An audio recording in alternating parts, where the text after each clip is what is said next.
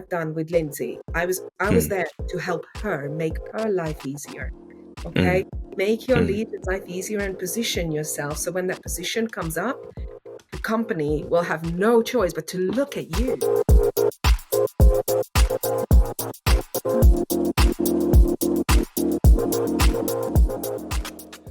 Hello, listeners, watchers, subscribers, and fans of the show. Welcome to the SDR Disco Call Show. My name is Neil Bhuiyan, your host. If this is your first time joining, this show is all about learning about the world of sales development and tech sales. And what we love to do is meet great people from across the globe to understand how do they get into this industry, what learnings can they share with us to help you and our audience to become what we call happy sellers. And this person is a ray of sunshine and somebody that I've loved to be speaking to over the past year. And they were introduced to me via one of the other SDR leaders in their company, said, you need to come and speak to this lady. And also shouts out to Neilish as well. If you're listening to this in your local podcast platform, please make sure that you give us a rating and a subscribe. And if you're watching this on YouTube, make sure that you like, comment, and subscribe, because it really does help us get out this message for brand new SDRs from across the globe.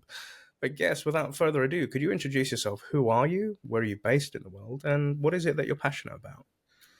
Yes, and before I do that, thank you so much for having me, Neil, on this podcast. I've been following your journey for the past year and a bit now, so I'm really excited to be here. So thank you for inviting me. And I guess a quick introduction from me. My name is Annabella. I have been working in sales development within the tech industry for the past 6 years, working for Redis.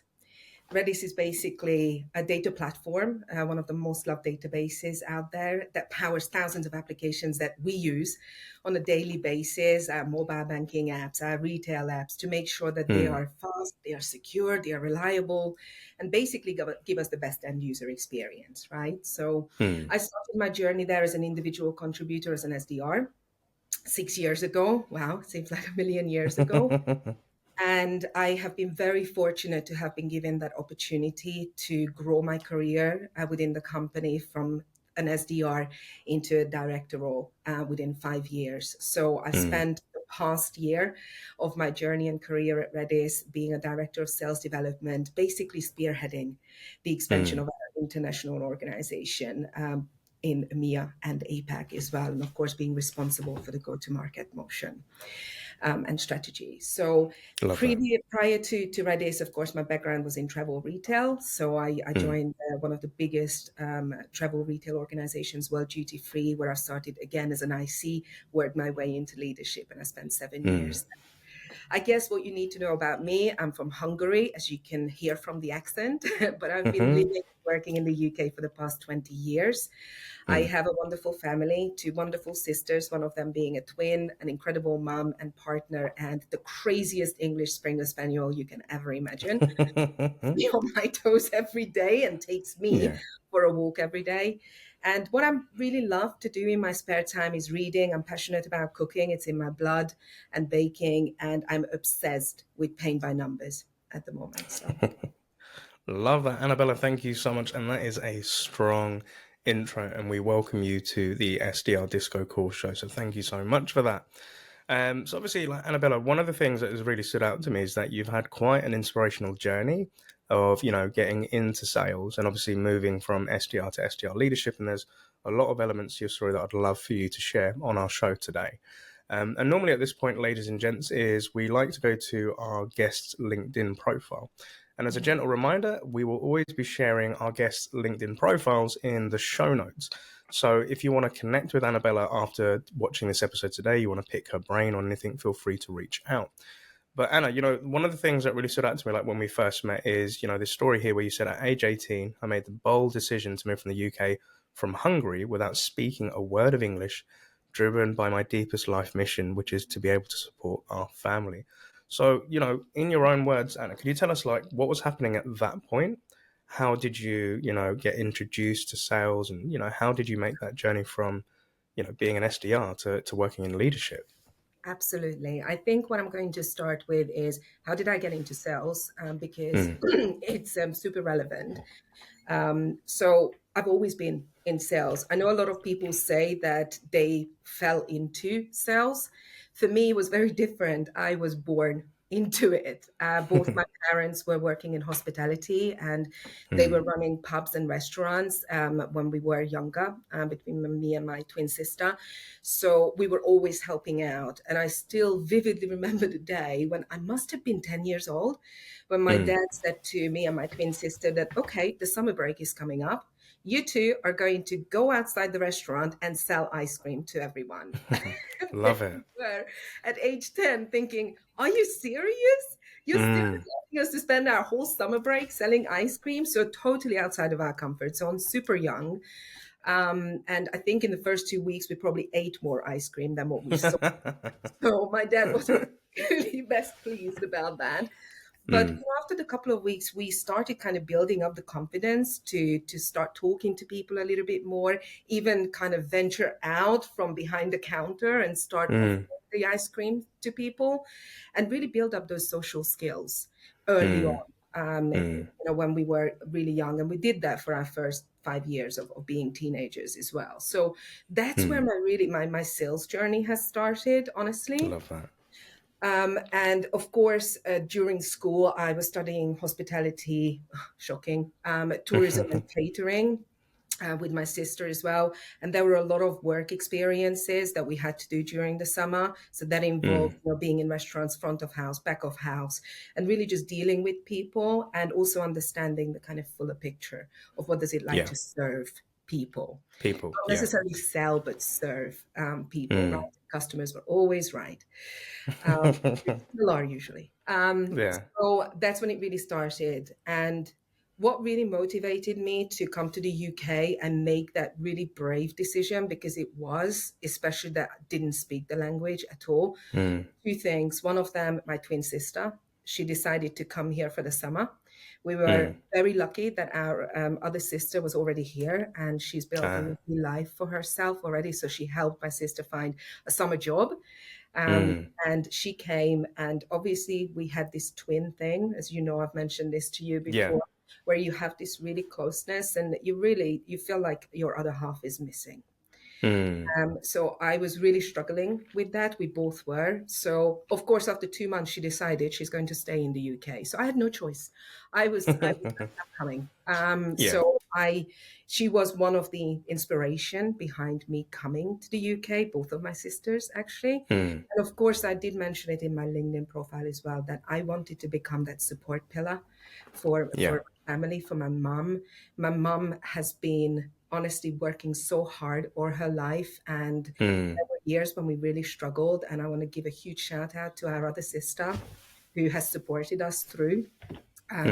Gabby supported us through some of the tough times, and without her, this wouldn't be, I wouldn't be here. Okay, Yeah. so that was the other motivation behind me coming here. And of course, we were doing our A levels. We've done it. We were like, what are we going to do next? And of course, my twin sister has kind of started this effect, and I just followed. I love that. So obviously it's very like family is a very big key theme Yeah. within your life, and those early foundations of, serving customers at age 10, learning those social skills, being able to talk to them, feeling that you was missing your other half with your sister, like when coming to the UK. And it sounds like there's a stepping stone. Each sister was helping each other to come Yes. into their own. Yes. And then obviously coming to the UK and making that decision to, migrate and set up a new life. And what was going through your mind, like when you entered the UK and like language was limited? Like, what was that learning experience like for you, Anna? I was petrified. So whoever is thinking about making that big move right now and you're listening to this, if it scares you, it's a good thing. Do it. Yeah. Because that's when we really grow. That's when we really step outside of our comfort zone and do something that will open some incredible doors for us. I mean, just look at my journey, right? 20 years ago, I never would have thought in a million years that I will become a leader I am today. And I will have all of these experiences and learn the language. So I was petrified. It was the hardest thing was, I think for me, is when I was living with a family. So just imagine living with 4 kids, 2 adults, complete strangers to you, and you're coming into their home. They're Wow. welcoming you in, which is a Mm. huge deal, okay? And especially back then as well. Mm. And you are there, you're standing there, and you can't express yourself. And it Mm. was so difficult not to be able to speak to them. And back then there were no mobile phones. Okay, so I Mm. just got maybe a couple of hours of time on Skype where I could speak to my mom and back then Yeah. my partner. That was really tough, Mm. but I've learned so much in that first year when I was being an au pair, and looking after Mm. kids and cleaning the houses, and you really started to appreciate, just life in general and the Mm. learning curves that you can be on. And it was tough not speaking the language, but both me and my sister, luckily, we had each other back in the same Mm. country, and we went to college together for a couple of months to learn English Mm. because we really wanted to learn it faster. But Yeah. to be quite honest with you, whilst that was a good experience to be surrounded with others who are just like us, so we didn't feel Yeah. like Yeah. dummies, where we really learned the language was honestly, and please don't laugh, but BBC News with the subtitle. It was the Mm. best Mm. thing ever. So if you're watching anyone and you're really struggling with English, BBC News subtitle on. Watch. That is an awesome tip, and I'll quickly interject to say why. I was coaching this really young, nice guy this Wednesday, and he's based out, I believe, within Pakistan, and he's really trying to break into tech. And he's saying that he's going through a lot of interviews with hiring managers, but the one bit of feedback he's giving is because English isn't his first language, this may cause a barrier for the prospects in America and in the UK.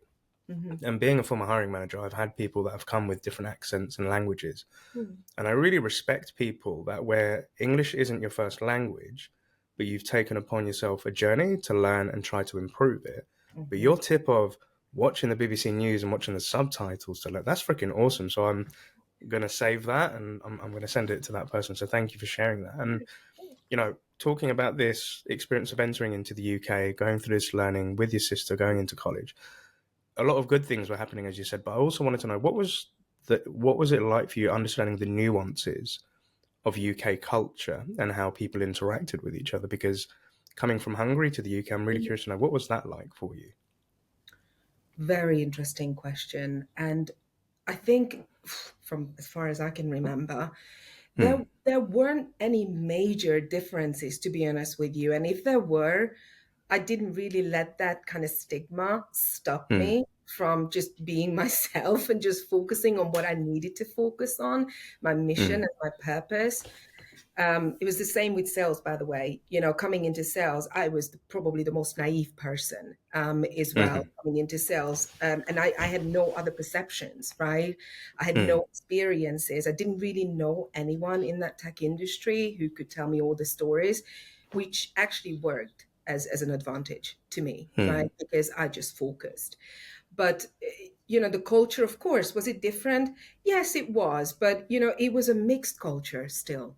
I Hmm. wasn't just surrounded with people who were British. I was Hmm. surrounded with cross cultural nations, right? And Yeah. people, Polish people, some Hmm. Hungarian people, German. The family that I was with, for example, they were half German, half British, right? So Hmm. for me, it was very similar to what I was already used to. And because I was 18 when I left Hungary, I don't think, quite honestly, Neil, that I really had the opportunity to embrace the culture of Hmm. Hungary as much as I Hmm. would have Hmm. liked. So the comparison wasn't that, you know, big in my mind. I just Hmm. embraced coming to the UK and just being surrounded with other people. I think one really important thing to mention here as well, because you said that you talk to a lot of people who want to break into the SDR world and in tech, is look, um, just focus on what you need to do. Just focus on your mission. So Anna, thank you so much for sharing. I think that was some really great insights there, as well as to, what it was like coming to the UK and all of those learnings. So I'm very curious to know, is like, okay, so how did sales and following a sales and tech career, how did you come across that? Mhm. What was your thoughts about applying? And then what was it like going into that sort of world? So the tech world and the way I joined was through someone who knew someone who was hiring at Redis for an SDR Mm, role. So it wasn't through me applying for the job itself, but it was through my network, basically. mm, So mm. huge shout out to Lindsay Reese, and we can talk about that in a second a little bit more. Yep. But look, like at the third year of my university journey, when I was going through writing my dissertation and thinking about what's next for me, because of course I left a career behind in travel Mm, retail when I joined university, and I was working part-time mainly in marketing and retail. mm, I was thinking, what's next for me? And I mm, started researching the industries and the job roles that were booming at that point in time. And what always came out on top was the tech industry, databases, and SDRs. Apparently, mm, that was a huge booming, and it still is. Okay, let's be mm. honest. It was a booming job title, really, to go for. So what I did, I of course did the usual thing that you would do, is send out hundreds of resumes and try Yeah. and apply for as many jobs as you possibly can.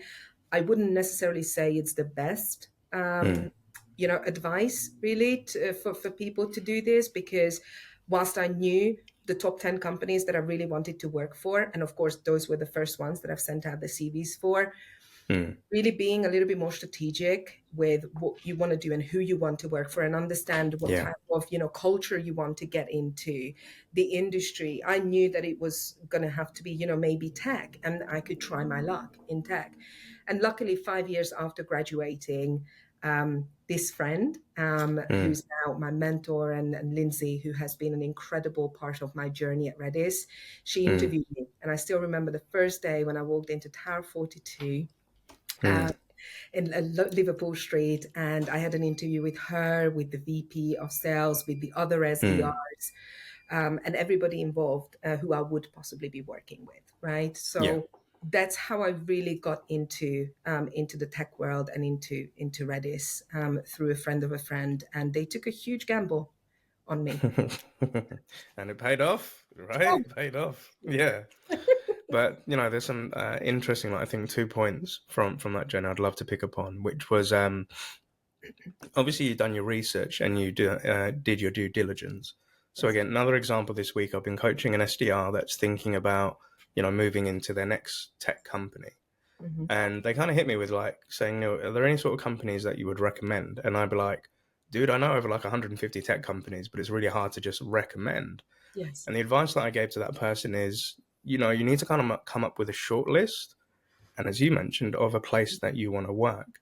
And I said to this person, like, what are your passions or interests or hobbies? Hmm. And, there was an interest in AI because that's a booming, upcoming industry and there's a lot of change happening in there. Hmm. They also had an affinity to, the military, where they said they came across a solution which helps provide diagnostic information with services that the military do so that soldiers are able to do things properly. I said, okay, that's cool. He said he loves sports and all of that. So I said, okay, cool. So think about some of the apps that you're using or some of the things you use in your day-to-day life with software. If you like those things or those apps, maybe those are companies that you could be looking for. So the point that I was trying to get to him was you need to go into something where you could feel that you would benefit from such a service. So therefore you can promote that service to other people. But as you mentioned, you kind of had a short list of top 10. How did you come to the conclusion of those top companies you wanted to go for? Yeah, so I've always been very passionate about the beauty industry as well. And Mm, this is where I started my journey at World Duty Free. Is I was on the beauty section initially, and then I moved around all the different sections, liquor, luxury, you name it. But mm, beauty was really what I was very passionate about. So one of the initiatives that I took as a customer service consultant was that I've written up this little book about all the different perfume houses, right? To mm. help not just myself, but all the other, I almost said SDRs, but no, all the other customer service assistants Yeah. to build up on our product knowledge. So we are Mm, able to talk to our customers who are coming through at the airport trying to buy a gift or surprise themselves with something with better mm, product knowledge and advise them better, right? And do a little bit service more than you imagined. Um, so that was one of the things that I did initially, as just writing that book up. And that was why, my leader at that time has also seen the potential in me, because I wasn't just doing the day-to-day jobs. I wasn't just doing, the minimum. Every day I tried to go above and beyond of what I was doing. So it was really important for them to see that, and for me to do other things as well to grow in my career. I think I lost your question. Can you just repeat your question for a second? Yeah, happy to help, happy to help. So like, coming to the conclusion of, all right, Annabella's 10 top companies she wants to build, how did you come up with those 10? Got it. So basically, as I was doing this project, yes, I came across all the different companies, beauty companies and beauty houses. And I knew that the vision and the culture of L'Oreal, for example, was really close to my heart at that point. I even wrote an assignment at university about L'Oreal. And maybe Molton Brown, right? Some of these organizations came really close to what I thought I wanted to do and what I felt I aligned with at that time. So of course I applied for those jobs first, the entry-level jobs. And then from my research about the tech industry, I started applying for the different startups as well. But I think back then I may not have put as much emphasis on looking deeper into these organizations. And I think this is nowadays super important, because you need to find the right fit for yourself. And of course, it needs to be a mutual fit between you and the company. And it's important that you understand what your values are, what your superpower is, what energizes you, right? And understand whether their mission and vision aligns with yours. So I didn't go as deep. So my advice really now to all newcomers, and if you're trying to break into the industry, is do your research, but first understand what is it that you are looking for from these organizations, because it's a two-way street. Yeah, 100% agree, because thinking back into people that I've coached, worked with, managed, and also my own journey of looking for companies, I treated my research of companies the same way that I do prospecting. So, visiting their website and understanding what was their, company's journey from being a founding business to, scale up, startup, etc. I'd read the news articles from like TechCrunch and see what's the story been, what are the growth plans, expansion, etc. Then, going on LinkedIn and seeing their company posts, what are they talking about? What are the personas they're trying to reach out to? But, something I advise SDRs to do today is go connect with the people that are already doing your job or the job that you want to do. And, ask for like 15 minutes of their time to ask, 3 questions. Why did you join this company? What do you love about this role? And what have been your biggest learning curves or mistakes whilst in that job? Because the way that I look at Anna is all right, everybody has, 168 hours within their week. And in essence, you're giving away potentially 40 hours of your life for a role. So to your point, understanding if you're willing to give that time up for a role, then you need to be happy in that environment, that culture. It has to bring something to you to help you grow. And you've got to see yourself happy working with those people and, selling that solution, dealing with a hell of a lot of rejection as SDRs do as well, but being able to think, yeah, do you know what, I'm cool with this. So I think doing that due diligence and research is really key. Because, you could be there for a year, 6 years or anything, and you want to be happy in that time. So it's like a partnership, right? 100%. And you mentioned a really important point earlier about look at the products that you're already using that you feel passionate about, right? Yeah. Is look at what would you be passionate about selling those products to your prospects, right? And to your named accounts and to these organizations, because that's all it takes. Honestly, when you're passionate about something that you're selling, you're 80% there. The rest you can learn. Yeah. 100%. And kind of segueing onto the learning element. So an important piece that you mentioned was Lindsay, this person that helped, was mentoring you. So could I ask the question for the audience that are thinking about looking for a mentor? What is a mentor in your definition? And how do you look for somebody like that, whether that's internally or externally, Anna? Yeah, it's look, from my perspective, a mentor is someone who is there to be part of your success and help you and guide you through your journey. and someone who tells you not just what you want to hear, and as a matter of fact, less of that and more of the truth, right? And the harsh truth. And Lindsay has done that very well for me in my first 5 months at Redis, because those first 5 months for me were really challenging. And so much so that we sat down and we've gone through a personal improvement plan. Okay. And that's not an easy conversation. No. But and at that time, I was thinking, oh my gosh, I feel so embarrassed because you took a chance on me. You have taken a gamble, and I have failed you. Not only failed myself, I failed you. So, that's when I decided that's it. I haven't given this role really what it truly deserves, and I want to focus and carry on just pushing forward from Yeah. that journey onwards. But she was there to tell me not just the good, but the bad and the ugly, okay, and help me through that Yeah. journey. And I love that about her. And a huge shout out to her, to Ryan, to David, Freudenstein, all of my bosses, to Ben, who have really helped me throughout my journey at Redis. Because I think it's really important when you find a mentor that you can have these really honest conversations. And the way you find a mentor is it could be someone internally and someone externally to you. Yeah. So, for Yeah. example, I read a book a few months ago, and I reached out to the author of the book because I thought, Oh, my cool. gosh, I really resonated with so much that you have just said in your book. And I absolutely love this and this part. So, flattery will go a really long way, but also when you're finding mentors, you need to realize that you need to give them an idea what you would like to gain out of this partnership. I think Yeah. it's so important that you set the scene and set the expectations, because trust me, a lot of people will be really willing to help you. And I am one Yeah. of them. Okay. I'm happy to go I for know. a coffee break with whoever who needs a little bit of guidance and motivation. But you do need to set the scene when you're Yeah. finding these mentors, so they know how they can prepare to help you. I So love that's that. that's my experience. I love that. And you're right, over the years I've had people reach out to me to ask for help with coaching or, give my 2 cents on something. Yeah. And I've gone into many calls where I'm like, so how can I help you today? And sometimes I hear the response of, I don't really know.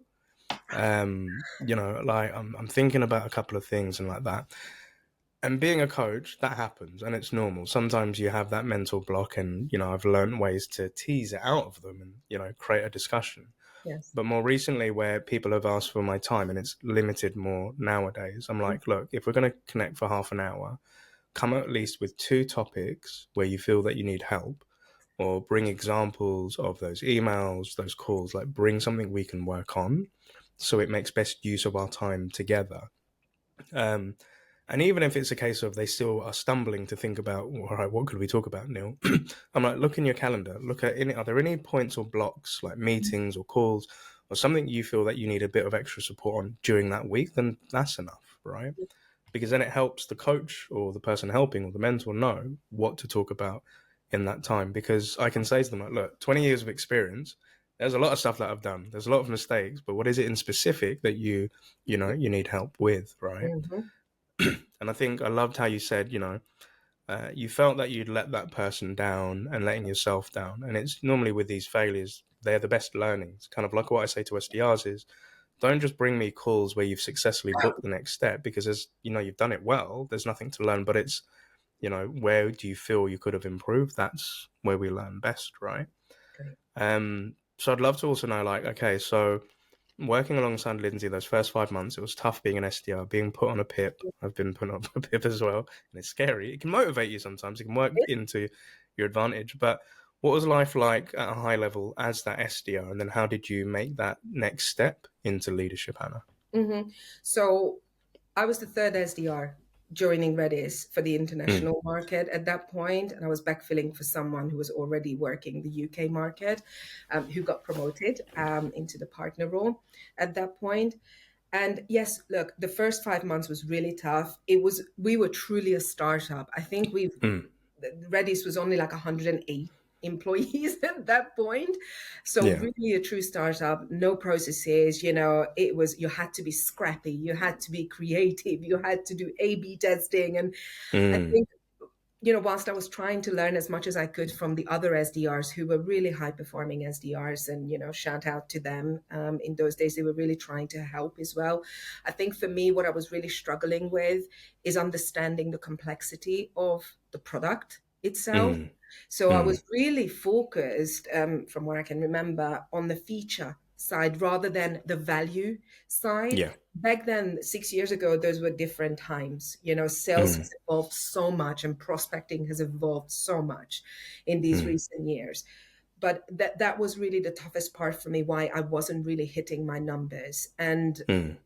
I think that's when I really had to realize that, look, it's important to learn from others, but it's just as important to be your authentic self. You Yeah. need to find what works for you and where you see the most success and double down on that. So, Mm. being on the PIP, again, I had two choices there, really. One of them could have been, I'm so freaking embarrassed, I'm going to Mm. leave. Yeah. This is just not for me. Or I could really reflect and tell myself, have I really given it my best shot? Could I Mm. do more? Yes, absolutely. And I decided that I'm going to just stay focused, ramped up my activities, became, a lot more productive in my day to day, Mm. and really focus on a lot of calling activities because that's where I've seen the biggest responses. Okay. And events. Back then, my first 2 years as an SDR, we were still going to face events before COVID hit. So it was Mm. beautiful because that was my superpower. My superpower was and always has been and still is to be around people. I'm a social bunny, so I like to Mm. listen to people and learn their stories and understand their pains and challenges and how we can, potentially help in any way. So that was really important. But you do need to have that supporting network around you when you start a new job, which is why, maybe it was a little bit more difficult for me because back then there was no body program, there was no onboarding, Mm. barely had any content and customer success stories to share. Whilst now, it's incredible what we have. We have Mm. probably one of the best onboarding programs at Redis. Mm. And shout out to the enablement team. But look, back then it wasn't available. So you have to Mm. go out there and be curious and do what you can, what is in your control. And this Mm. is where you need to just create some momentum for yourself. And I've worked with other SDRs on different campaigns, ABM campaigns, value selling Mm. campaigns to break into accounts and create that healthy competition. Mm. I love that. I love that. And yeah, I can remember those challenging times when you have to kind of build stuff from scratch and then, find your way. And I can also, relate to the technical knowledge, trying to build up that technical knowledge, especially if you're selling things like databases. I can remember my days of learning about databases like Kubernetes, Yes. like trying to understand the language, SQL language, all of this stuff. Like I got it at a grasp point, but like where we may sell a feature, but then it's trying to understand the value. And sometimes it takes a while to figure out how do you demonstrate value and how do you talk about value. And I think a really cool thing one of my early tech CEOs taught me is like you need to have the command of the message. So kind of sell the vision of like how the world is changing, what is the impact of those changes, and what's a new way of working. Mhm. And within you can find that value. That's the bit that will resonate with people, the most. Um, so living that SDR life, seeing your peers around you, building this together. Like, what was that catalyst that said, "All right, Anna, I'm now thinking about stepping up to leadership"? What was going through your mind to come to that conclusion? And then what was it like once you'd accepted, cool, Yes. leadership? Yeah, excellent question. And look, I always knew that I wanted to go back into leadership because that was my calling. That's what I enjoyed Mm. the most when I was world duty free is I had a large team of customer service assistants who I loved. Some of them were amazing to work with. Some of them were a little bit more difficult. So I've gone through a whole kind of performance management cycle with all of them, the one-to-ones, and seeing Mm. them shine and change for the better, right? Was one thing that has really inspired me and kept me going. So even when I went back to university and gave up my Mm. career and I thought I'm going to start from fresh, I knew Mm. that my end goal is going to be to get back into leadership. And Mm. I do remember talking to Lindsay about this, even when I joined, that this is my plan, my long-term plan Mm. to be there. And what do you think? Is there going to be a path? for that. Of course, back then Redis was a very small startup. Okay, so it was very difficult to say what that professional growth journey would look like for an SDR. So let's be honest. But I always knew. I knew that. And recently I've done a keynote speaking session at my university, at Bucks University, where I was Awesome. talking about my journey. I was talking about the challenges, how I've overcome that, and what the students can do now to set themselves up for success. So when they come out to the this scary world and life and join that first organization, they're already set up for success. It was really interesting because I said to them, look, I was very, very lucky that I knew what my calling was.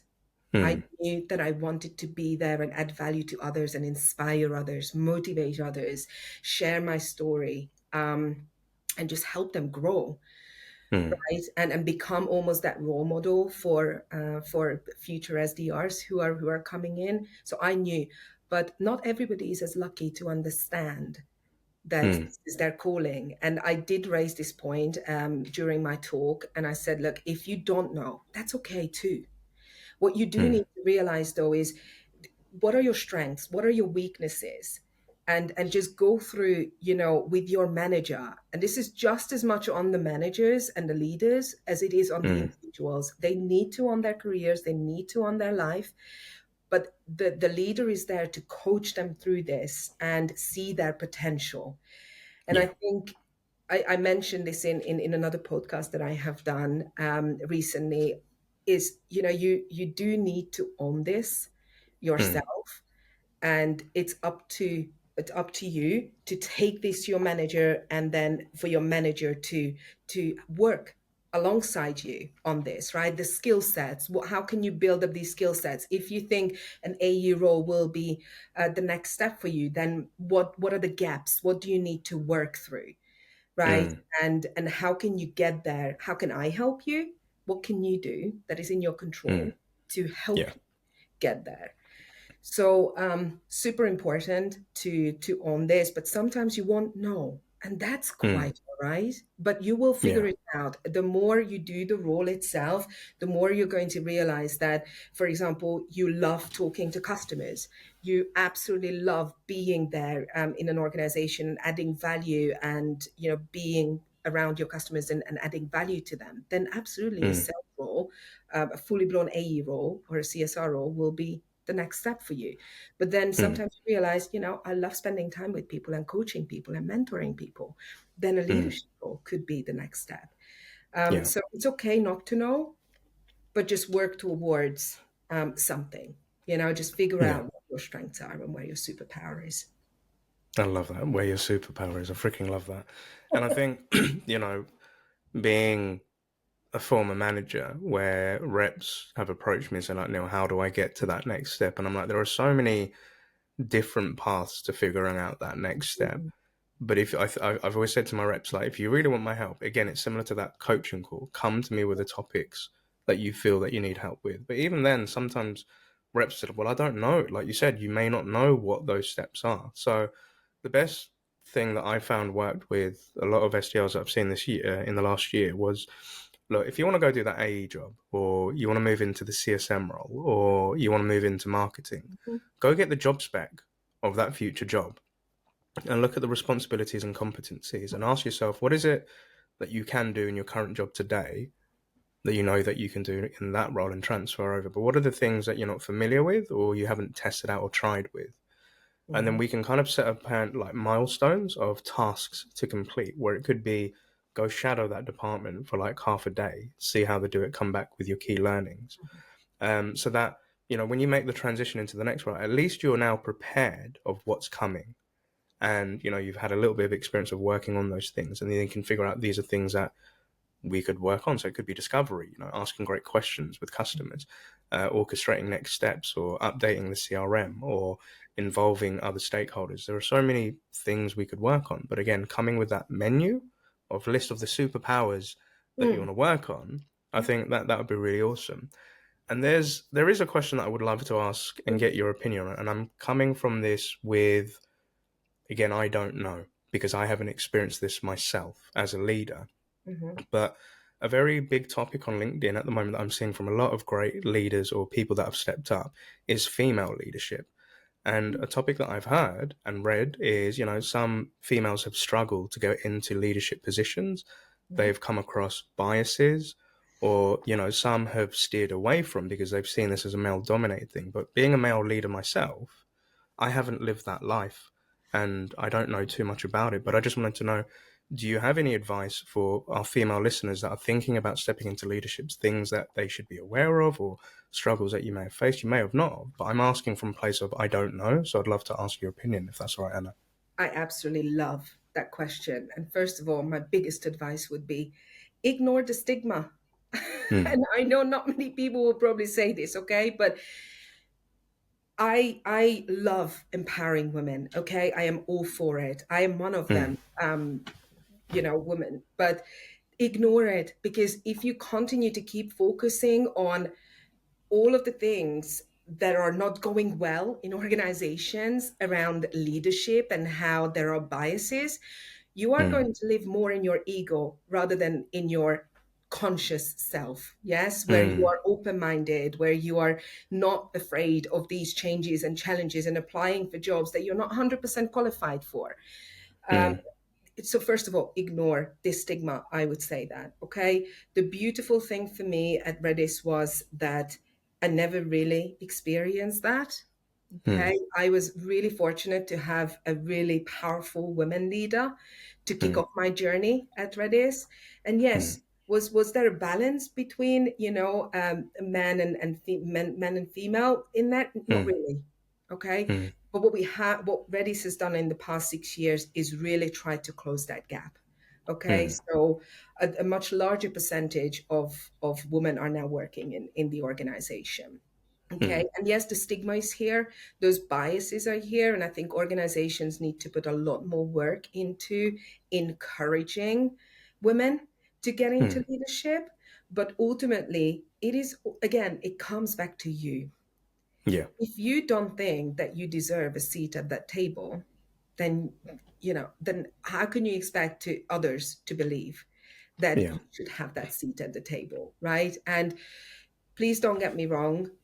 I have suffered through imposter syndrome many, many times. Mm, There were QBRs, many of them, where I was literally maybe the only woman in the room. You mm, cannot go into these QBRs and think, "Oh, I'm the only woman. I'm going, oh God, what am I yeah. going to do?" You have to go in there with full confidence that you are there with all the partners that you're working with in the Mm, organization who are there to see you succeed as well. Okay, so you need mm, to have that positive mindset around this. One of the things that I have done is I've ignored this stigma, to be honest with you. mm, And it goes back to what I've said earlier.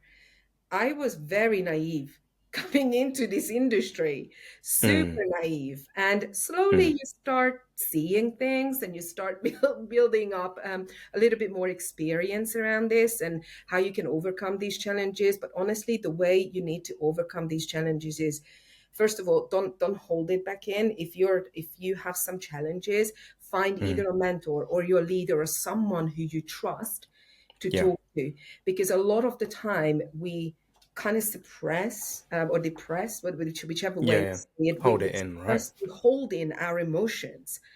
Mm, And I've just listened to a podcast recently. It's called The Mindset Mentor. mm, And he basically said, his name is Rob Dial. He basically said, give yourself permission to feel again. Give yourself mm, permission. And it's so powerful because we get so busy in our day-to-day lives that you don't let yourself become vulnerable. And I think one mm, of the biggest traits that I have as a leader and as a human being is that I am transparent and I am not shy of being vulnerable in front of my team, mm. and in Yeah, front of the people that I work with. So, I would really encourage you to, just put that stigma and yeah. bias aside a little bit and take it up on you to make a difference. Mm. Thank you so much for educating me and our listeners as well, because again, I'm ignorant to that world because I haven't experienced those things. And, Mm. in the last like 20 years of like working in sales, 90% of my leaders were female, and they were strong women that I really respected, and I loved that they, helped me grow, helped me understand, helped me to be vulnerable. So like when I've seen people say that all these things are happening, I'm like, I haven't experienced it, so it wasn't relative to my experience. Mm-hmm. So it kind of annoys me when I'm hearing that people are having to go through those sort of things. But I love how you're saying, you're okay to feel. Yeah. And I think the vulnerability side and empathy as a leader, I think one of the biggest lessons I ever learned, Anna, was saying, I don't know the answer. I really don't. When my reps have come to me and said, how do I do this? I'm like, I don't know, Yeah. but I'm happy to find out with you, Yeah. And I think this is kind of like one of the key takeaways that I've given to a lot of people that I've spoken to, where they said, I'm thinking about leadership.